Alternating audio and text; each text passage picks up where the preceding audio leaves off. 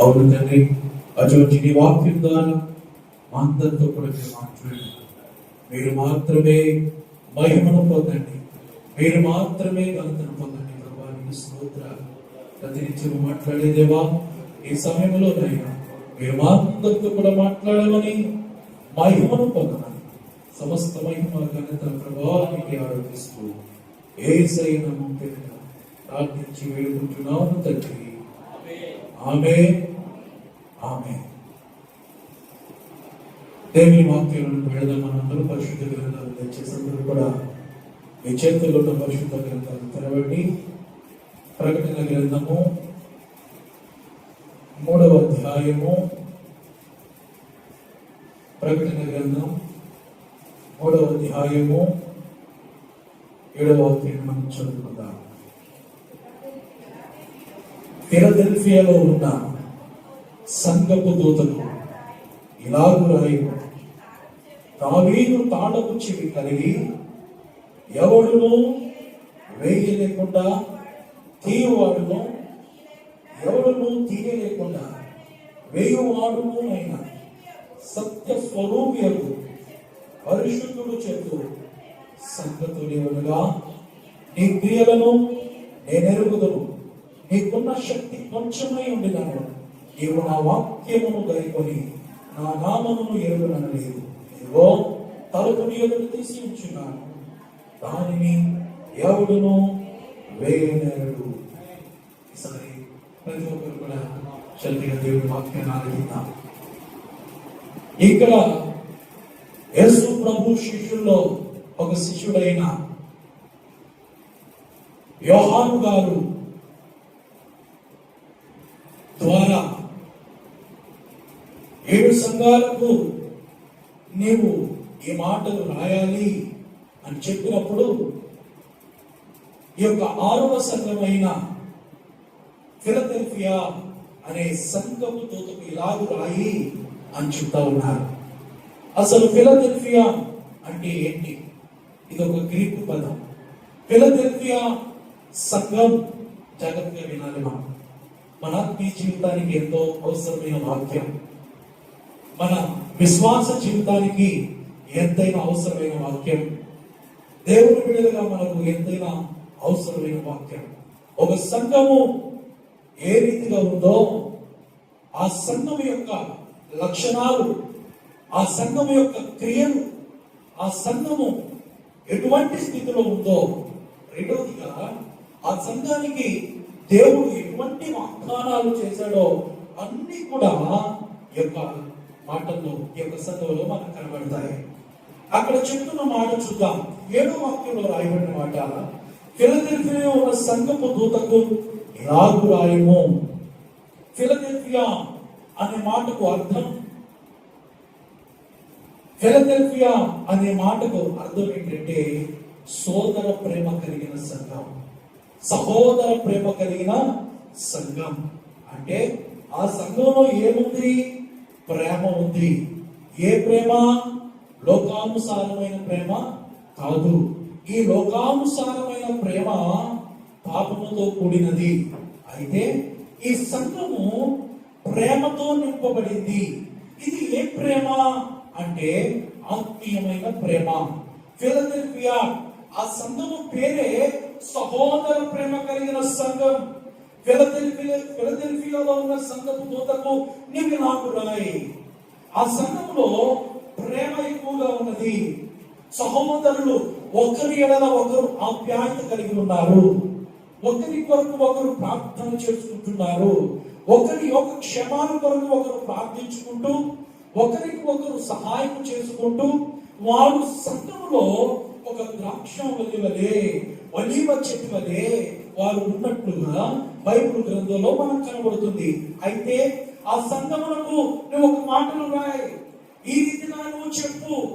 ఏమని చెప్తున్నారు? దావీదు తాళపు చెవి కలిగి ఎవడును వేయలేకుండా తీయవాడును, ఎవడును తీయలేకుండా వేయువాడునైన సత్య స్వరూపియకు పరిశుద్ధుడు చెప్పు సంగతులు. ఎవరు చెప్పు సంగతులండి? ఎవరు చెప్పు సంగతులు? సాధారణంగా ఎవరైనా ఫ్రెండ్స్ కనబడినప్పుడు సాధారణంగా వారు స్త్రీలైనా పురుషులైనా ఏమని మాట్లాడుకుంటారు, ఏంటి సంగతులు, జరిగిన విషయాలు ఏంటి అని వారు ముచ్చటించుకుంటారు. అయితే ఇవి లోకానుసారమైన మాటలు కాదు. ఆయన తాళపు చెవి అనగా దావీదు తాళపు చెవి కలిగి ఎవడు వేయలేకుండా తీయువాడంట, ఎవడను తీయలేకుండా వేయువాడు సత్య స్వరూపియకు పరిశుద్ధుడు. ఎవరండి? ఈ రోజున నీవు నేను మనమందరూ సేవిస్తున్న యేసు క్రీస్తు ప్రభువారు ఎవరంటే సత్య స్వరూపియకు పరిశుద్ధుడు. ఆయన చెప్పిన సంగతులు సంఘానికి వ్రాస్తున్నాడు. ఏమని చెప్తున్నారు? నీ క్రియలను నేను ఎరుగుదును, నీ క్రియలను నేను ఎరుగుదును, నీకున్న శక్తి కొంచెమై ఉండినను నీవు నా వాక్యమును కైకొని నా నామమును ఎరుగనలేదు. ఇక్కడ సంఘంతో చెప్పుతున్న మాట, సంఘముతో చెప్తున్న మాట, ఈ ఫిలదెల్ఫియా సంఘం గురించి రాయబడిన మాటలు, నీ క్రియలను నేను ఎరుగుదును. సంఘం యొక్క క్రియలు ఎలా ఉన్నాయి? సంఘం యొక్క క్రియలు ఎలా ఉన్నాయంట? దేవుని దృష్టికి చాలా మంచిగా ఉన్నాయి. ఆయన చెప్తున్నారు, నీ క్రియలు నేను ఎరుగుదును. నువ్వు ఎటువంటి స్వభావాన్ని కలిగి ఉన్నావో, నువ్వు ఎటువంటి ప్రార్థనా జీవితాన్ని కలిగి ఉన్నావో, ఎటువంటి ఆత్మీయతను కలిగి ఉన్నావో, ఎటువంటి మాదిరికరమైన జీవితాన్ని నీవు జీవిస్తున్నావో, నీ క్రియలు నాకు తెలుసు. నిజమే, ఈ రోజున మనం చేస్తున్న పనులు మనకు మాత్రమే తెలుసు, రెండవది దేవునికి తెలుసు. ఈ రోజున మనం అనుకున్నవి మనకు మాత్రమే తెలుసు, రెండవది దేవునికి తెలుసు, మరి ఎవ్వరికీ తెలియదు. అయితే ప్రభు సెలవిస్తున్న మాట, నీ క్రియలు నా క్రియలు, మీ ఉద్దేశాలు నా ఉద్దేశాలు, మీ ఆలోచనలు నా ఆలోచనలు అన్ని ఎరిగిన దేవుడు ఆయన, సమస్తమును ఎరిగిన దేవుడు చెప్తున్నాడు, నీ క్రియలు నేను ఎరుగుదును. నువ్వేం చేస్తున్నావో నాకు తెలుసు, నువ్వు ఏం చేయాలనుకున్నావో నాకు తెలుసు, నువ్వు ఎటువంటి విధానం కలిగి ఉన్నావో నాకు బాగా తెలుసు అని చెప్తా ఉన్నారు. నీ క్రియలు.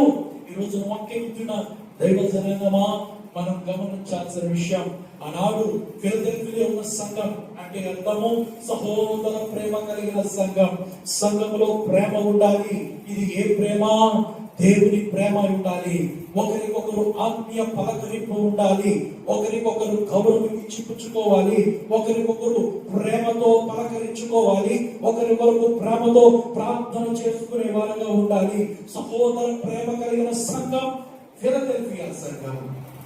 అయితే ఆ సంఘంతో దేవుడు మాట్లాడుతున్నాడు, నీ క్రియలు నాకు తెలుసు, నీకున్న శక్తి కొంచెమై ఉండినను. ఆ సంఘముకున్న శక్తి కొంచెమే, నీకున్న శక్తి కొంచెమై ఉండినను. అంటే పరిస్థితులు ఏ రీతిగా ఉన్నా, ఈ లోకంలో ఉన్న వారితో పోల్చుకుంటే, ఈ లోకంతో అనగా ఈ లోకంలో ఉన్న వారితో పోల్చుకుంటే నీకున్న శక్తి కొంచెమే, నీ దగ్గర ఉన్నది కొంచెమే, నీ స్థితి కొంచెమే, నీ పరిస్థితులు చాలా తక్కువగా ఉన్నప్పటికీ కూడా నీవు నన్ను ఎరుగనలేదు. అక్కడ చెప్తున్న మాట, నీకున్న శక్తి కొంచెమై ఉండినను నీవు నా వాక్యమును గైకొని. సంఘం ఏం చేయాలంట? వాక్యమును గైకొనాలి. ఫిలదెల్ఫియా సంఘము క్రియలు ఆ దేవునికి సమస్తము తెలుసు కాబట్టి ఫిలదెల్ఫియా సంఘం ఎలా ఉందంటే దేవుని మీద ఆధారపడిన సంఘం, దేవుని కొరకు ఎదురు చూస్తున్న సంఘం, దేవుని కొరకు కనిపెడుతున్న సంఘం, దేవుడే ఆధారముగా చేసుకొని దేవుడే సమస్తము పరిశీలించువాడు, ఆయన సమస్తము ఎరిగిన వాడని దేవుని కొరకు కనిపెడుతున్న సంఘం, ఆత్మీయతలో ఎదుగుతున్న సంఘం. ఈ రోజున వాక్యం వింటున్న దైవ జనాంగమా, ఈ రోజున మనము మన సంఘము ఏ రీతిగా ఉండాలి అంటే వాక్యమును గైకొనే సంఘముగా, వాక్యమును గైకొనే సంఘముగా. ఈ రోజున మనకున్న శక్తి కొంచెమే. మనము కొన్ని విషయాల్లో తక్కువగా ఉంటాం, కొన్ని విషయాల్లో మనము లేని వారముగా ఉంటాం. అయితే వాక్యాన్ని మనం గమనించాలి. నీకున్న శక్తి కొంచెమై ఉన్నది. అయితే నువ్వు ఎవరిని పోల్చుకోలేదు. నాకన్నా బలవంతులు ఉన్నారు అంటే ఎందులో? వారు ఆర్థికంగా బలవంతులు కావచ్చు, వారు కొన్ని విషయాల్లో లోకానుసారంగా వారు బలవంతులు కావచ్చు. అయినప్పటికీ కూడా నీవు వారిని ఏమాత్రం చూడలేదు. నాకు నా దేవుడు కావాలి, నా దేవుని యొక్క రాజ్యము నాకు ముఖ్యం, నా దేవునితో నేను యుగ యుగాలు జీవించాలి, నా దేవునితో యుగ యుగాలు నేను ఉండాలి. ఇతరులతో ఏమాత్రము కూడా పోలిక లేకుండా తనకన్నా శక్తిమంతులను, తనకన్నా బలము కలిగిన వారిని పోల్చుకోకుండా తనకున్న శక్తి, ఆ సంఘముకున్న శక్తి కొంచెమై ఉండినను నీవు నా వాక్యమును గైకొని నా నామమును ఎరుగునలేదు. నిజమే, కొన్ని సందర్భాల్లో దేవుని వాక్యాన్ని మనం మర్చిపోతాం, కొన్ని సందర్భాల్లో దేవుని ఒక వాగ్దానాలను మనం మర్చిపోతాం, కొన్ని సందర్భాల్లో అసలు మనం దేవుని బిడ్డలమే అనే సంగతిని మర్చిపోతాం.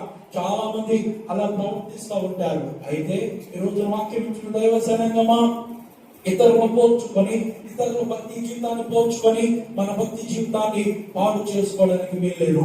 ఇతరులు బలవంతులు కదా, నేను బలహీను కదా అని చెప్పి వారి బలాన్ని చూసి నువ్వు బలహీన పడకూడదు. వారి దగ్గరున్న స్తోమతను చూసి నువ్వు బలహీన పడకూడదు. వారికి ఉన్న అధికారాన్ని చూసి నువ్వు ఏమాత్రం కూడా బలహీన పడకూడదు. నీకున్న శక్తి కొంచెమే అయినప్పటికీ కూడా నీవు నా వాక్యమును గైకొని నా నామమును ఎరగను అనలేదు. ఎంత గొప్ప విషయం అండి! ఎంత ఆత్మీయత కలిగిన సంఘము, ఎంత గొప్ప ప్రేమ కలిగిన సంఘము! ఈ రోజున ప్రతి సంఘము కూడా ఆ రీతిగా ఉంటే ఎంత బాగుంటుంది. ఈ రోజున వాక్యం ఇచ్చిన దైవ జనాంగమా, మన సంఘము కూడా ఈ రోజున ఆ రీతిగా ఉండాలి. మనకున్న శక్తి కొంచెమే, మనము తక్కువ వారమే అయినప్పటికీ కూడా మన పక్షంగా ఉన్నవాడు బలవంతుడైన దేవుడు, మన పక్షంగా అద్భుతములు చేసేవాడు శక్తి కలిగిన దేవుడు, ఆయన మహాశక్తి కలిగిన దేవుడు అనే సంగతిని మనం గుర్తు పెట్టుకోవాలి. అక్కడ చెప్తున్నాడు, నీ క్రియలు నాకు తెలుసు. ఈ రోజున సంఘం యొక్క క్రియలు ఎలా ఉన్నాయి? సంఘము అనగా ఈ రోజున మనమందరము దేవుని సంఘమై ఉన్నాం. అక్కడ చెప్తున్న మాట, నీవు నా వాక్యమును గైకొని. ఎంత చక్కగా రాయబడింది! ఈ రోజున ఎన్ని సమస్యలు వచ్చినా, ఎన్ని ఇబ్బందులు వచ్చినా, ఎన్ని అనేకమైన ఇబ్బందులు మనము వెంటాడినప్పటికీ కూడా దేవుని వాక్యాన్ని గైకొని గుంపులో మనం ఉండాలి. దేవుని వాక్యం ఏం చేస్తుందండి? దేవుని వాక్యము మనల్ని బలపరుస్తుంది, దేవుని వాక్యము మనల్ని నడిపిస్తుంది. దేవుని వాక్యం ఏం చేస్తుందంటే మన బలహీనతలో బలపరుస్తుంది. ఈ రోజున ఒక వ్యక్తి బలహీనంగా ఉన్నప్పుడు ఆ బలహీనతకు సరైన ఆ యొక్క బలహీనత పోవాలంటే, అతనిలో ఉన్న బలహీనత పోవాలంటే శారీరకంగా చాలా ఉన్నాయి. అయితే ఆత్మీయ బలహీనత పోవాలి. ఈ రోజున ఆత్మీయతలో మనం బలహీనత కలిగి ఉండడానికి వీల్లేదు. ఆత్మీయులుగా మనం ఉండాలి. ఆత్మీయతలో మనము బలవంతులుగా మార్చబడాలి. ఈ లోకంలో అనేక పరిస్థితులు మనం ఏం చేస్తాయంటే మనకు కన్నీళ్లు రప్పిస్తాయి. అనేక పరిస్థితులు మనం ఏం చేస్తాయంటే ఏడిపిస్తాయి. అనేక పరిస్థితులు మనం ఏం చేస్తాయంటే ఆందోళనకు గురి చేస్తాయి. అయితే ఆ పరిస్థితులు మనల్ని వెంటాడుతున్నప్పుడు, అటువంటి పరిస్థితులు మనల్ని గందరగోళంలో నెట్టుతున్నప్పుడు ఎవరిని బట్టి ధైర్యం తెచ్చుకోవాలి తెలుసా? ఈ రోజు వాక్యం వింటున్న దైవ జనాంగమా, యేసయ్యను బట్టి ధైర్యం తెచ్చుకోవాలి. ఆయన బలహీనతలో బలపరిచే దేవుడై ఉన్నాడు. ఈ రోజున ఆత్మీయుడిగా ఉన్న నీవు, ఆత్మీయురాలుగా ఉన్న నీవు బలహీన పడడానికి వీల్లేదు. ఆత్మీయతలో నువ్వు బలపడడానికి వీల్లేదు. శారీర బలహీనత అది కొన్ని సందర్భాల్లో మనకు వస్తుంది. అయితే ఆత్మీయంగా మనం బలహీన పడడానికి వీల్లేదు. మన దేవుడు మన పక్షంగా ఉన్నాడు, అనే విషయాన్ని గుర్తు పెట్టుకోవాలి. ఆనాడు ఈ ఫిలదెల్ఫియా సంఘం మీరు గుర్తు పెట్టుకోవాలి. ఫిలదెల్ఫియా సంఘం అంటే అర్థం ఏంటంటే సహోదర ప్రేమ కలిగిన సంఘం, దేవుని ప్రేమ కలిగిన సంఘం, ఆత్మీయ సంఘం, దేవునిలో ఎదుగుతున్న సంఘం, దేవునిలో బలపడుతున్న సంఘం, దేవుని కొరకు అనేక కార్యములు చేయాలని ఆశ కలిగిన సంఘం ఫిలదెల్ఫియా సంఘం. అటువంటి సంఘముగా మన సంఘము మార్చబడను కాక. ఆత్మీయతలో మనం బలవంతులుగా మార్చబడాలి. అక్కడ అంటున్నారు, అక్కడ చెప్పబడుతున్న మాట ఏంటంటే నీకున్న శక్తి కొంచెమై ఉండినను, అయితే నీవు నా వాక్యమును విని గైకొని నా నామమును ఎరుగనలేదు. ఇదిగో తలుపు నీ ఎదుట తీసి ఉంచున్నాను, దానిని ఎవడును వేయనెరడు. ఈ రోజు వాక్యం వింటున్న దైవ జనాంగమా, ఈ రోజున దేవుని మాటలు వింటున్న ప్రియమైన వాళ్ళరా, మనం గుర్తు పెట్టుకోవాలి. తలుపు నీ ఎదుట నేను అంటున్నారు, ఇదిగో తలుపు నీ ఎదురు నేను తీసి ఉంచాను. ఓపెన్ డోర్ అక్కడ తీయబడింది. నీ కొరకు నేను దాచి ఉంచిన అద్భుతమైన కార్యములు, నీ కొరకు నేను దాచి ఉంచిన అద్భుతమైన ప్రణాళికలు ఇదిగో నెరవేర్చబడే దినములు ఆసన్నమవుతాయి. ఈ రోజున వాక్యం ఇచ్చిన మనం గమనించాల్సిన విషయం, మన ఎదుట అనేక సందర్భాల్లో మన డోర్స్ క్లోజ్ అయిపోతాయి. అనేక సందర్భాల్లో మనకు రావాల్సినవి రాకుండా ఆగిపోతాయి. మనకు అలాగా జరగాల్సినవి కొన్ని సందర్భాల్లో ఆ డోర్స్ అన్ని క్లోజ్ అయిపోతాయి. ఆ డోర్స్ క్లోజ్ అయిపోయినప్పుడు మనం అనుకుంటాం, అయ్యో ఎందుకు ఇలా జరిగింది, ఈ రీతిగా జరగకుండా ఉంటే బాగుండేమో అనిపిస్తూ ఉంటుంది. అయితే కొన్ని సందర్భాల్లో మన జీవితంలో ఆ డోర్స్ క్లోజ్ అయినప్పుడు మనం బాధపడతాం. అయితే ఆ యొక్క డోర్స్ క్లోజ్ అవడం కూడా అది దేవుని ప్రణాళిక, అది ఒక దేవుని ప్లాన్ సిద్ధం, దేవుని ప్రణాళికలో అది కూడా ఒక భాగమే. మీకు అర్థమయ్యేలా చెప్పమంటారా? యోసేపును అన్నదమ్ములు కక్షతో కొట్టి గుంటలో పడేసి అమ్మేశారు. వారు ఏ ఉద్దేశంతో చేసినప్పటికీ కూడా ఆఖరికి వచ్చేటప్పటికి అది ఏ రీతిగా మార్చబడింది? ఆదికాండము 50వ అధ్యాయము 20వ వాక్యం ఒకసారి చదవండి. ఆదికాండము 50వ అధ్యాయము 20వ వాక్యం.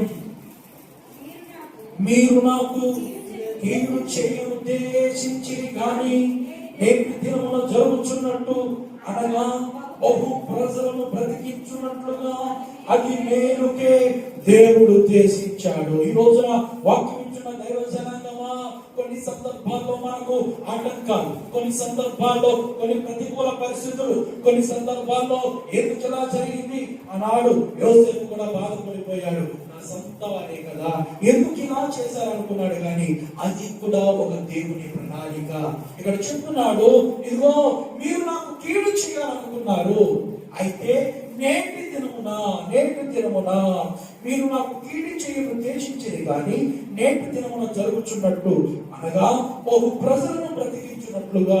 నిజమే ఆనాడు రాజు గారికి వచ్చిన ఆ కళ అర్థము చెరసాలలో ఉన్న యోసేపు గారు చెప్పినప్పుడు, ఆహా, ఇంత జ్ఞానం కలిగిన వ్యక్తిని మనం ఎన్నడూ చూడలేం. అక్కడున్న అధికారులు అనుకున్నారు, ఇదిగో నేను జ్ఞానం కలిగిన వాడిని కదా, నేను చాలా చాకచక్యంగా మాట్లాడే జ్ఞానపరికరం కలిగిన వాడిని కదా, నన్నే రాజుగారు ఆ యొక్క అధికారిగా నియమిస్తారు అని చాలా మంది అనుకున్నారు. ఆనాడు యోసేపు చెరసాలలో వచ్చిన తర్వాత ఆ యొక్క కళ యొక్క భావం చెప్పిన తర్వాత ఆ చుట్టుపక్కల ఉన్న చాలా మంది ఉన్నారు.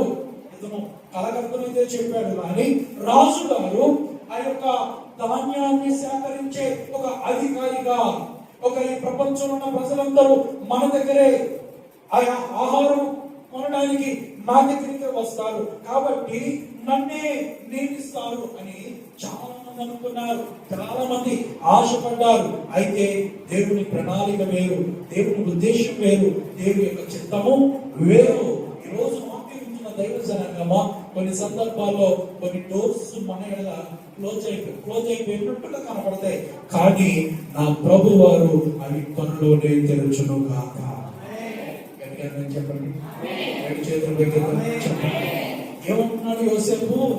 మీ ఉద్దేశం ఏదైనప్పటికీ కూడా నేటి దినమున అనేకులు బ్రతుకున్నట్లుగా దేవుడు ఏం చేశాడు? మేలుకే చేశాడు. ఈ రోజు వాక్యం ఇచ్చిన దైవ జనాంగమా, ఈ రోజు వాక్యం ఇచ్చిన మనం గమనించాల్సిన విషయం ఏంటంటే, మన జీవితంలో ఏది జరిగినా అది మేలుకే, ఏది జరిగినా అది మేలుకే. ఈ రోజు నీకు వచ్చిన శ్రమ నీ మేలుకే, నీకు వచ్చిన కష్టం నీ మేలుకే, నీకు వచ్చిన ప్రతి అవరోధం కూడా అది నీ మేలుకే అనే విషయాన్ని గుర్తు పెట్టుకోవాలి. ఆనాడు ఫిలదెల్ఫియా సంఘానికి చెప్తున్నాడు, అయ్యా ఇదిగో నీకున్న శక్తి కొంచెమే, అయినప్పటికీ నా వాక్యాన్ని విన్నాం, నా వాక్యాన్ని కైకొన్నాం. వాక్యం ఇచ్చిన దైవ జనాంగమా, గుర్తు పెట్టుకోండి, పరిస్థితులు ఏ రీతిగా ఉన్నప్పటికీ కూడా దేవుని మందిరాన్ని మనం ఏం చేయాలంట? ప్రేమించాలి. భక్తుడు చెప్తాడు, దేవా నీ తేజో మహిమ నిలుచు స్థలము అనగా నీ మందిరాన్ని నేను ప్రేమిస్తున్నాను. ఈ రోజున మనం ఎవరిని ప్రేమించాలి? మన కుటుంబ సభ్యులు ప్రేమించడంలో తప్పలేదు. మనకు కావలసిన వారిని అనగా ఆత్మీయులను ప్రేమించడంలో తప్పు లేదు. ఈ మాటను లోకానుసారంగా తీసుకోకండి. నేను ఫలానా వారిని ఫలానా అమ్మాయిని ప్రేమించాను అనుకోకండి. వాక్యం చూస్తున్నాను యూట్యూబ్లో. నేను చెప్తున్న సంగతి అది కాదు. మనకు చెందిన వారిని, మన కుటుంబంలో వారిని ప్రేమించడం తప్పు కాదు. అయితే అన్నిటికన్నా ముఖ్యంగా నువ్వు దేవుని సన్నిధిని ప్రేమించేవారుగా ఉండాలి. దేవుని సన్నిధిని భక్తులు అంటున్నాడు, ఇదిగో దేవా నీ తేజో మహిమనిలో స్థలమైన నీ మందిరం నేను ప్రేమిస్తూ ఉన్నాను. ఈ రోజున ఫిలదెల్ఫియా సంఘము అన్ని పరిస్థితులు కొన్ని అనేక సందర్భాల్లో ప్రతికూలంగా ఉన్నప్పటికీ కూడా ఆయన వాక్యాన్ని గైకొనే విషయంలో, ఆయన వాక్యాన్ని వినే విషయంలో చెక్కు చెదరని విశ్వాసం కలిగి ఉన్న సంఘము ఫిలదెల్ఫియా సంఘము. పరిస్థితులు బాగోలేదు, పరిస్థితులు అల్లకల్లోలంగా ఉన్నాయి. అయితే ఏం చేయాలి? ఈ పరిస్థితులు అల్లకల్లోలంగా ఉన్నప్పుడు మన మనస్సును ప్రేరేపిస్తాడు. ఇదిగో ఈ పరిస్థితి బాగోలేదు కదా, ఈ రోజున నీ పరిస్థితి బాగాలేనప్పుడు ఎందుకు నువ్వు దేవుని సన్నిధికి వెళ్ళాలి? ఎందుకు దేవుని వాక్యం వినాలి? ఎందుకు నువ్వు బైబిల్ చదవాలి? ఎందుకు నువ్వు ప్రార్థన చేయాలి? ఎందుకు నువ్వు దేవుని సన్నిధికి వెళ్ళాలి? ఆగిపో అని వాడు ప్రేరేపిస్తూ ఉంటాడు. వాక్యం ఇచ్చిన మనం గమనించాల్సిన విషయం, పరిస్థితులు ఏ రీతిగా ఉన్నా, పరిస్థితులు ఏ మాత్రం కూడా మనకు అనుకూలంగా లేకపోయినప్పటికీ కూడా దేవుని వాక్యాన్ని మనం విడిచిపెట్టడానికి ఏ మాత్రం కూడా వీల్లేదు. అదే చేసింది ఫిలదెల్ఫియా సంఘం, అదే చేసింది. ఇదిగో నీవు నా వాక్యమును గైకొని నా నామమును ఎరుగనలేదు, యేసయ్యను ఎరుగనలేదు. ఇదిగో నా నామము ఎరుగడం లేదు. కాబట్టి ఇదిగో నీ ఎదుట నేను తలుపు తెరుస్తున్నాను. ఇన్నాళ్ళ నుంచి నువ్వు బాధపడుతున్నావు కదా, ఇన్నాళ్ళ నుంచి నువ్వు వేదన పడుతున్నావు కదా, ఇగో ఏంటి నా బ్రతుకులో సంతోషం లేదు, నా బ్రతుకులో దుఃఖమేనా అని నువ్వు అనుకుంటున్నావు. ఇదిగో నేను చేయబోతున్నాను, త్వరలోనే నీ ఎదుట నా తలుపు నేను తెరవబోతున్నాను. హల్లెలూయా. ఆయన తెరిచే తలుపు ఏ రీతిగా ఉంటుందంటే ఏ మనుషుడు కూడా ఊయలేడు. ఈ రోజు నీ పట్ల, నా పట్ల ఆయన తెరిచే తలుపు ఏ రీతిగా ఉంటుందో తెలుసా? ఒక అద్భుతమైనదిగా ఉంటుంది.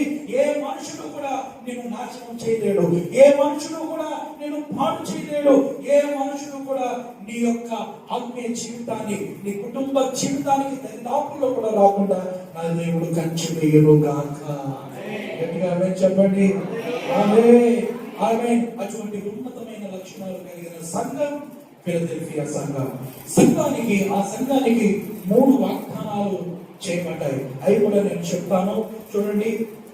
అదే ప్రకటన గ్రంథం 3వ అధ్యాయము, అదే ప్రకటన గ్రంథం 3వ అధ్యాయము 9వ వాక్యం. యూదులు కాకయే తాము యూదులమని అబద్ధమాడు సాతాను సమాజపు వారిని రప్పించదము. వారు వచ్చి నీ పాదముల ఎదుట పడి నమస్కారము చేసి, ఇదిగో నేను నిన్ను ప్రేమించితినని తెలుసుకున్నట్లు నేను చేస్తాను. ఎక్కడికి వస్తారు వాళ్ళు? ఇదిగో వారు వచ్చి నీ పాదముల ఎదుట పడి నమస్కారం చేస్తారు. నీ పాదముల ఎదుట పడి నమస్కారం చేస్తారు. నేను నీతో ఉన్నానని వారు తెలుసుకుంటా, నేను నీకు తోడుగా ఉన్నానని వారు తెలుసుకుంటారు. ఇదిగో ఆ మనుషులతో దేవుడు ఉన్నాడు, ఆ సంఘంతో దేవుడు ఉన్నాడని అనేక ప్రజలు త్వరలో తెలుసుకుందరుగాక. ఇక్కడ రాయబడిన మాట, ఇదిగో నేను నిన్ను ప్రేమించదని తెలుసుకున్నట్లు చేసేదను. నీవు నా ఓర్పు విషయమైన వాక్యమును గైకొంటివి కనుక భూనివాసులను శోధించుటకు లోకమంతటి మీదకి రాబో శోధన కాలంలో నేను నిన్ను కాపాడేదను. ఏంటంట? నీవు నా ఓర్పు విషయమై వాక్యమును గైకొంటివి కనుక. చాలా మంది చెప్తారు, వాక్యం వినడం వల్ల ఏంటంటే ప్రయోజనం, దేవుని సన్నిధికి రావడం వల్ల ఏంటంటే ప్రయోజనం, దేవుని వాక్యం విని గైకొనడం వల్ల ఏంటంటే ప్రయోజనం తెలియక చాలా మంది అంటుంటారు. ఈ రోజున చాలా మంది అనేక చోట్లకి వెళ్ళి విసిగిపోయి చాలా మంది ప్రభు చెంతకు వచ్చారు. ఈ రోజు చెప్తాను, ఒక అద్భుతమైన సాక్ష్యాన్ని చెప్తాను.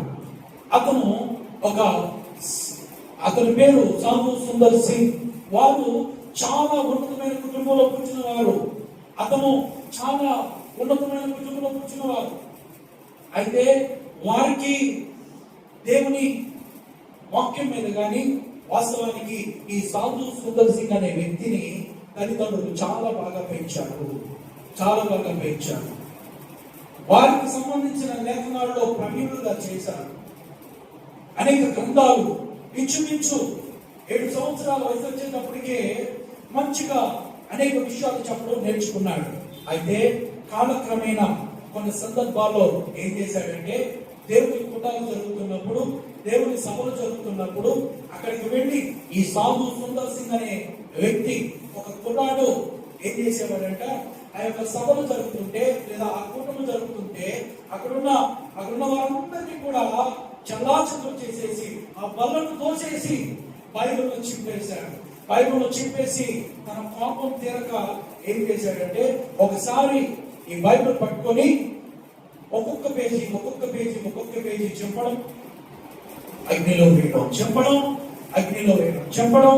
ఈ బైబిల్ అంతా కూడా ఒక్కొక్క పేజీ చింపేసి అగ్నిలో వేశాడు. మొత్తం బైబిల్ అంతా కాల్చి వేసేసాడు. ఈ సాధు సుందర్ సింగ్ ఈ బైబిల్ కాల్చి వేసేసిన తర్వాత జరిగిన విషయం ఏంటంటే, అప్పటికే చాలా విషయాలను ప్రవీణంగా ఉన్నాడు, చాలా విషయాలు నేర్చుకున్నాడు. దేవుని బిడ్డలన్నా క్రైస్తవులన్నా చాలా కోపం. అయితే రెండవసారి ఎప్పుడైతే బైబిల్ చింపివేశాడో కొన్ని పరిస్థితులు అతని మనసును కదిలించాడు. అనుకున్నాడు, అసలు నిజమైన దేవుడు ఎవరు? అసలు నిజమైన దేవుడు ఉంటే నాతో మాట్లాడాలి. అన్ని చదవడం ప్రారంభించిన ఎక్కడ కూడా అతనికి ఏంటంటే సొల్యూషన్ లభించలేదు. అయితే ఒక రోజున రాత్రి కాల సమయంలో రైల్వే స్టేషన్ వెళ్ళిపోయాడంట. రైల్వే స్టేషన్ వెళ్ళిపోయి అక్కడ చెప్తున్నాడు, ఈ రోజున నిజమైన దేవుడు ఎవరో నాతో మాట్లాడాలి, నిజమైన దేవుడు ఎవరైనా ఉంటే నాతో మాట్లాడాలి. నేను ఈ రైల్వే స్టేషన్ దగ్గర కూర్చున్నా, పక్కనే కూర్చున్నా. ఈ రాత్రి కాల సమయంలో నిజమైన దేవుడు ఎవరైనా ఉంటే నాతో మాట్లాడితే నేను బ్రతికి ఉంటా, లేకపోతే ఉదయాన్నే ఏ ట్రైన్ అయితే వస్తుందో ఆ ట్రైన్ కింద పడి నేను చనిపోతానని చెప్పి రాత్రంతా కూడా నిజమైన దేవుడు ఎవరు అని అలా చెప్తూనే, నాకు నిజమైన దేవుడు ఎవరైనా ఉంటే నాకు కనబడండి, నాతో మాట్లాడిన పడుకోకుండా రాత్రంతా కూడా అలా చెప్తూనే ఉన్నాడట. ఆఖరి తెల్లవారుజాము అయిపోయినప్పుడు అలా ముఖాలు మీద పడిపోయినప్పుడు సాక్షాత్తు యేసుక్రీస్తు ప్రభువే మాట్లాడారంట. సాధు సుందర్ సింగ్, నన్ను ఎందుకు నువ్వు హింసిస్తున్నావు, నా ప్రజలను ఎందుకు నువ్వు దూషిస్తున్నావు, నేనే నిజమైన దేవుడను అని చెప్పిన తరువాత ఈ బైబిల్ చదవడం ప్రారంభించాడు. వాక్యం వింటున్న దేవ జనాంగమా, అతను సువార్త ఏ రీతిగా ప్రకటించాడో తెలుసా? ఆ సాధు బట్టలు వేసుకునే ఆ స్థితిమంతులు ఉన్నారు కాబట్టి ఆ సాధు బట్టలు వేసుకుని భారతదేశంలో ఉన్న అనేక ప్రాంతాలకు వెళ్ళి యేసు ప్రభువే నిజమైన దేవుడు అని ప్రకటించాడు.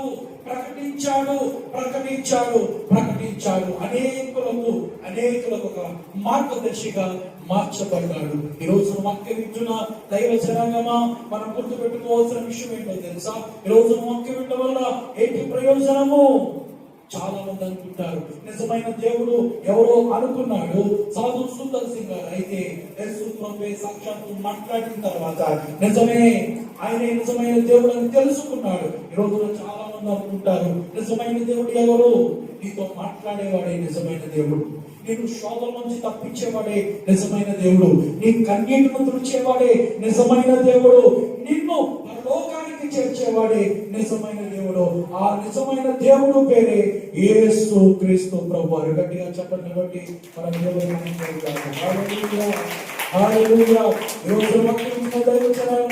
మనం గుర్తు పెట్టుకోవాలి, నీవు నా ఓర్పు విషయమైన వాక్యమును కైకొంటివి కనుక భూనివాసులను శోధించుటకు లోకమంతటి మీదకి రాబో శోధన కాలంలో నేను నిన్ను కాపాడుతాను. ఇదిగో లోకానికి ఒక శ్రమ ఉంది, లోకం మీద ఒక రాబోయే శ్రమ ఉంది. అయితే ఆ శ్రమలో నుంచి నీవు నేను తప్పించబడాలనేది దేవుని ఉద్దేశం. ఆ శ్రమ బహు ఘోరమైనది, ఆ శ్రమ బహు కఠినమైనది, ఆ రోజు బహు భయంకరమైనది. అయితే అటువంటి రోజులోనికి నీవు నేను మనమెవరూ చేర్చబడకుండా ఉండాలి అంటే ఫిలదెల్ఫియా సంఘం వలె మన క్రియలు దేవునికి ఇష్టంగా ఉండాలి. దేవుని వాక్యాన్ని మనం కైకొనాలి, దేవుని సన్నిధిని ప్రేమించాలి. అంతేకాదు దేవుని మాటలు కైకొని ఆయన నామాన్ని ఒప్పుకొచ్చు, ఆయనకు కృతజ్ఞతాస్తుతులు చెల్లించి ఆయన కొరకు మనం బ్రతికే వారుగా ఉంటును గాక. ఆత్మీయత కలిగిన సంఘం ఈ ఫిలదెల్ఫియా సంఘములో ఏమున్నది? సహోదర ప్రేమ ఉన్నది. ఈ రోజున దేవుడి సన్నిధికి వస్తున్న వారందరూ కూడా సహోదర ప్రేమతో నింపబడాలి. అయితే రాబోయే శోధన కాలం అంటూ ఒకటి ఉందంట. ఆ శోధన కాలంలోంచి ఆ దేవుడు నిన్ను నన్ను మనందరినీ తప్పిస్తాడు. ఆ తప్పించబడే గుంపులో మనం ఉండాలి అంటే మనం ఎలా ఉండాలి? దేవుడికి ఇష్టమైన వారుగా ఫిలదెల్ఫియా సంఘము కలిగి ఉన్న లక్షణాలు, ఆ లక్షణాలు మనం కలిగి ఉండాలి. శోధన కాలంలో నేను నిన్ను కాపాడను, నేను త్వరగా వచ్చుచున్నాను, ఎవడును నీ కిరీటము అపహరింపకుండానట్లు నీకు కలిగిన దానిని గట్టిగా పట్టుకొనుము. ఏం చేయాలంట? నేను త్వరగా వస్తున్నాను. ఆయన త్వరగా వస్తున్నాడు. ఆయన రాకడ కనురెప్పపాటులో ఉంటుంది. కనురెప్పపాటు. నేను త్వరగా వస్తున్నాను, నీకు కలిగిన దాన్ని నువ్వు గట్టిగా పట్టుకో. ఈ రోజున మనం గుర్తుపెట్టుకోవాల్సిన విషయం ఏంటో తెలుసా? సంఘము ప్రార్థనలో అత్యాశక్తి కలిగి ఉండాలి. ఈ రోజున నీకు కలిగింది ఏంటి? ఈ రోజున ప్రభు వాక్యం మనతో మాట్లాడుతుంది. నీకు కలిగిన దానిని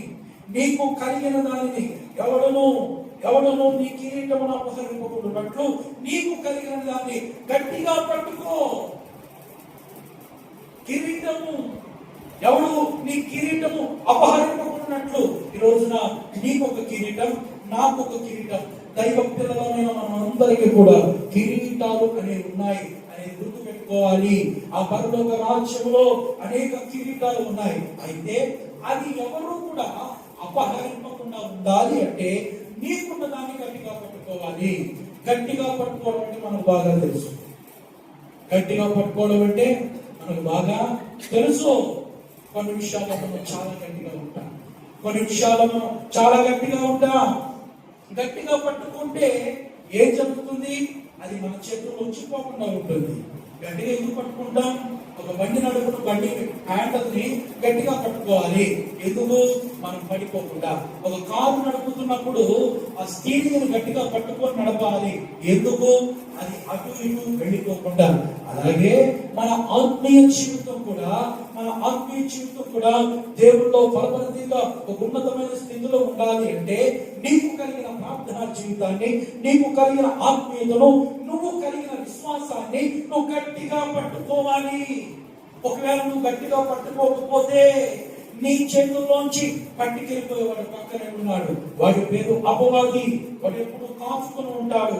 అంటే మనం గట్టిగా పట్టుకోకపోతే మన చేతుల్లోంచి దాన్ని లాక్కెళ్ళిపోతాడు. అందుకోసమే దేవుని వాక్యం సెలవిస్తుంది, నీ కిరీటమును ఎవడూ కూడా అపహరింపకుండా ఉంటున్నట్లు నీకు కలిగినది జాగ్రత్తగా పట్టుకో. నీ విశ్వాసాన్ని, నీ ప్రార్థన జీవితాన్ని ఏమాత్రం కూడా నువ్వు విడిచిపెట్టద్దు. ఎటువంటి పరిస్థితులు ఎదురైనా, ఎటువంటి పరిస్థితులు ఎన్నప్పటికీ కూడా నీ ఆత్మీయ జీవితాన్ని కాపాడుకోవాలి. లోకాన్ని చూడద్దు. లోకాన్ని చూస్తే మనం పడిపోతామండి. లోకాన్ని చూస్తే మనం తొట్టిల్లిపోతాం. లోకంలో ఉన్న వారిని చూస్తే ఒక్కొక్కసారి అనిపిస్తుంది, వాడే బాగున్నారు, మనకేంటి కర్మ, వాడే బాగున్నారు, మన పరిస్థితి ఏంటి? మనం దేవుని నమ్ముకున్నాం, దేవుని అనుసరిస్తున్నాం, దేవుని ఎంతగానో మనం వేడుకుంటున్నాం, మన బతుకులేంటి ఎలా ఉన్నాయి అనిపిస్తుంది ఎప్పుడు లోకాన్ని చూసినప్పుడు. అదే దేవుని వైపు చూస్తూ దేవుని ఆరాధించినప్పుడు మనం ఆత్మీయతలో పడిపోము. ఎవరు ఏమనుకున్నప్పటికీ కూడా లోకము దాని ఆశలు గతిస్తాయి. దేవుని వాక్యం సెలవిస్తుంది. వాక్యం ఇచ్చిన దేవ జనాంగమా, మనం లోకం వైపు చూస్తే దేవుల్లో మనం ఎదగలేము. లోకం వైపు చూస్తే మనం దేవుల్లో వర్తలేం. ఈ రోజున ఫిలదెల్ఫియా సంఘం గురించి మనం ఆలోచించడం. ఈ రోజు మొదలుకొని మనం ఎలా ఉండాలి అంట? ఫిలదెల్ఫియా సంఘం వలె కొంచెము అయినప్పటికీ కూడా, చిన్నది అయినప్పటికీ కూడా బలము కలిగిన సంఘము. ఈ రోజున మనము కూడా బలము కలిగిన సంఘముగా మార్చబడుదుముగాక. బలము కలిగిన సంఘముగా మార్చబడుదుముగాక. బలము కలిగిన సంఘముగా మార్చబడుదుముగాక. ఈ ఫిలదెల్ఫియా సంఘానికి 3 వాగ్దానాలు చేశాడు. ఒకటి, కష్టకాలంలో నుండి నేను నిన్ను కాపాడుతాను. కష్టకాలంలో నుండి, ఈ రోజున మన పరిస్థితులు ఎంత ప్రతికూలంగా ఉన్నప్పటికీ కూడా, మన ప్రతికూల పరిస్థితుల్లో అన్నింటిలో నుంచి కూడా మన ప్రభు మనల్ని విడిపించునుగాక. మన పరిస్థితులన్నీ చక్కబడునుగాక. మన కుటుంబాల్లో సమాధానం కలుగునుగాక. మీ కుటుంబాల్లో సమాధానం కలుగునుగాక. రెండవదిగా, దేవుని మందిరంలో స్థిరంగా ఉంచుతాను అని వాగ్దానం చేశాను. ఈ ఫిలదెల్ఫియా సంఘానికి 3 వాగ్దానాలు. ఒకటి ఏంటంటే, శోధన కాలంలో నిన్ను కాపాడుతాను. రెండోది ఏంటంటే, నేను స్థిరంగా ఉంచుతాను. ఎందులో? దేవుని సంఘంలో. అయితే మూడవదిగా ఒక వాగ్దానం ఏంటంటే, క్రొత్త పేరు నీకు ఇస్తాను అని చెప్తా ఉన్నా. కాబట్టి ఈ రోజున వాక్యం మనము కూడా ఫిలదెల్ఫియా సంఘంలోనే ఏ రీతిగా ఉండాలంట? సహోదర ప్రేమ. ఫిలదెల్ఫియా అనే మాటకు అర్థము సహోదర ప్రేమ కలిగి మనము ఇది మొదలుకొని ఆ సంఘముగా తీర్చిదిద్దబడము గాక. గట్టిగా మేము చెప్పండి, గట్టిగా మేము చెప్పండి, గట్టిగా మేము చెప్పండి. కాబట్టి మన జీవితంలో ఏది జరిగినా దేవుడు మన పట్ల అది మేలుకే. ఈ రోజున మన జీవితాల్లో ప్రతికూల పరిస్థితులన్నీ మార్చబడి అవి మేలుకరంగా జరిగించబడునుగాక. మేలుకరంగా జరుగునుగాక. మన జీవితంలో ప్రతి వ్యతిరేకత, మన జీవితంలో ప్రతి అవరోధం మార్చబడి అది మనకు మేలుకరంగా జరుగునుగాక. మేలుకరంగా జరుగునుగాక. మేలుకరంగా జరుగునుగాక. ఒకరించి ప్రార్థన చేస్తున్నాను. దేవుడు తన మాటలో పదిలో చేయుగాక. ప్రేమ కలిగిన తండ్రి నీకు స్తోత్రములయ్యా. ప్రేమ కలిగిన తండ్రి నీకు స్తోత్రములయ్యా. ప్రేమ కలిగిన తండ్రి నీకు స్తోత్రములు తండ్రి. ఇదిగో తలుపుని ఎదురు తీసి ఉంచున్నాను, దాన్ని ఎవడు వేయనడానికి సెలవించిన దేవా నీకు వందనాలు, స్తోత్రములు తండ్రి. కృపగల తండ్రి నీకు వందనాలు. దయగల రాజా నీకు స్తోత్రాలు అయ్యా. నీకు వందనాలు తండ్రి. అయ్యా, ఫిలదెల్ఫియా సంఘం వలె అయ్యా మేము మాదిరి కలిగి ఉండడానికి సహాయం చేయి. ఇదిగో నీ క్రియల్ని నిరుబుద్ధులను సెలవించారు ప్రభా. అవును తండ్రి నాయన, వారికి ఉన్న శక్తి కొంచెమైనప్పటికీ కూడా నీ నామమును అయ్యా, నీ వాక్యమును కైకొని నీ నామమును ఎరుగనని లేదని సెలవించారు ప్రభా. అవును తండ్రి, అటువంటి సంఘముగా మేము మార్చబడ్డకు సహాయం చేయండి ప్రభా. అయ్యా నీకు వందనాలు, స్తోత్రాలు తండ్రి. కృపగల తండ్రి నీకు వందనాలు. కృపగల దైవమానికి స్తోత్ర. ఇది వరకు నాయన మా ఎడల మూయబడిన ప్రతి తలుపు నాయన, ఆయా మా ఎడల క్లోజ్ చేయబడిన ప్రతి డోర్ కూడా ప్రభా ఇది మొదలుకొని నాయన మీరు ఆ తలుపును తెరుస్తున్నందుకు వందనాలు. ఆ తలుపును తెరుస్తున్నందుకు వందనాలు. ఆ తలుపును తెరుస్తున్నందుకు వందనాలు. క్లోజ్ అయిపోయిన డోర్ను మీరు తెరుస్తున్నందుకు వందనాలు. మా పట్ల అద్భుతాలు అయ్యా, మా పట్ల ఆశ్చర్యాలు అయ్యా, క్లోజ్ అయిపోయిన ఆ విధానంలో నుంచి మరలా తెరవబడిన అనుభవంలోనికి మమ్మల్ని నడిపిస్తున్నందుకు వందనాలు. తెరవబడిన అనుభవంలోనికి మీరు నడిపిస్తున్న విధానం బట్టి వందనాలు. కృపగల తండ్రి నీకు వందనాలు. ఇదిగో మీ ఎదుటి తలుపు తీసి ఉంచున్నాను, దాన్ని ఎవడు వేరేరని సెలవించారు ప్రభా. అవును తండ్రి నీకు వందనాలు, స్తోత్రాలు. కృపగల తండ్రి నీకు వందనాలు తండ్రి. అయ్యా, ఆగిపోయిన ఆశీర్వాదాలు, ఆగిపోయిన ప్రభా అయ్యా, ప్రతి తీవ్ర యేసు నామములో పొందుకుందుముగా గొప్ప దేవుడానికి స్తోత్రాలు తండ్రి. ప్రభుగల రాజానికి స్తోత్రాలు. దయగల తండ్రి నీకు వందనాలు తండ్రి. అయ్యా, మా పట్ల నాయన ద్వారములు తెరిచి దేవుడు తండ్రి, మా పట్ల ద్వారములు తెరుస్తానని వాగ్దానం చేసిన దేవుడు తండ్రి. తలుపును తెరుస్తున్న విధానం బట్టి వందనాలు. ఆశీర్వాదం అనే తలుపును తెరుస్తున్నందుకు వందనాలు. దీవెన అనే తలుపును మీకు తెలుస్తున్నందుకు వందనాలు. సమృద్ధి అనే తలుపును తెలుస్తున్నందుకు వందనాలు. అయ్యా, పట్ల చాలా విస్తారమైన ఆశీర్వాదం అనే తలుపును తెలుస్తున్నందుకు మీకు వందనాలు ప్రభు. మీకు వందనాలు ప్రభు. మీకు వందనాలు, స్తోత్రములు తండ్రి. అయ్యా, కన్నీటిని తుడుస్తున్న విధానం బట్టి నీకు వందనాలు. దుఃఖాన్ని కొట్టివేస్తున్న విధానం బట్టి నీకు వందనాలు. రోదన కొట్టివేస్తున్నందుకు వందనాలు. హృదయ ఆనందాన్ని మీరు తెలుస్తున్నందుకు మీకు వందనాలు తండ్రి. హృదయంలో పొంగి పొర్లే ఆనందాన్ని ఆ యొక్క తలుపును మీరు తెలుస్తున్నందుకు వందనాలు తండ్రి. నీ వాక్యము నమ్మదగినది ప్రభా. నీ వాక్యము స్వచ్ఛమైనది ప్రభా. నీ వాక్యము నాయన అద్భుతమైనది తండ్రి. నీకు వందనాలు, స్తోత్రాలు ప్రభా. ప్రభువుల రాజ్యానికి ఎంతమంది అయితే ఈ వాక్యం విన్నారో వారందరినీ జ్ఞాపకం చేసుకుని ప్రభావ అయ్యా నీకు వందనాలు తండ్రి. వారి పట్ల మూయబడిన తలుపులు ఆ యేసు నామములో తెరబడునుగా, యేసు నామములో తెరబడునుగా.